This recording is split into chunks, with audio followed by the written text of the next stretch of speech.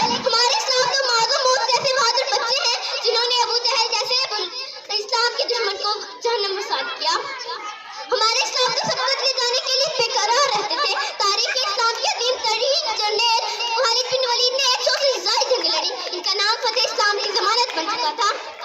इनका जिस्म का शायद ऐसा कोई अज़ू हो जहाँ पे तलवारों और तीरों के दखल न हो।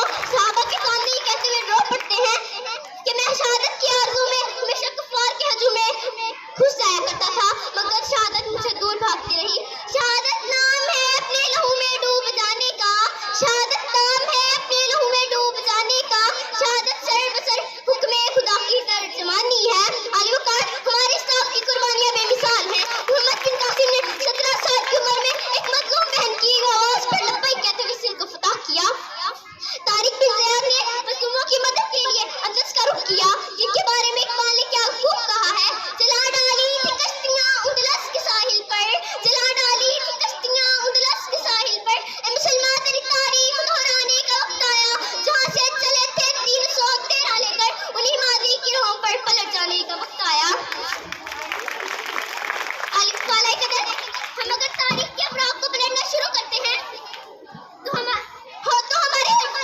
तो हमारे इस्लाम कहीं हमें खालिद बिन वलीद की शक्ल में, कहीं इमाम अहमद बिन हंबल की शक्ल में, कहीं इमाम शाफी और कहीं इमाम अबू हनीफा की सूरत में किरदार की गादी नजर आते हैं।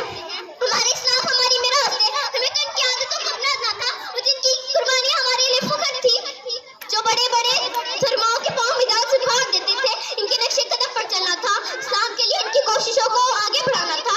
उस साथ जिन्होंने कहा था वो हम ही थे जो तारों पर कमंदे डालते थे, वो हम ही थे जो तारों पर कमंदे डालते थे, वो हम ही थे जो अपने रंग में सारे जहाज को ढाल सकते थे। आली वकार हमें तो इनके लिए आगे जाना था।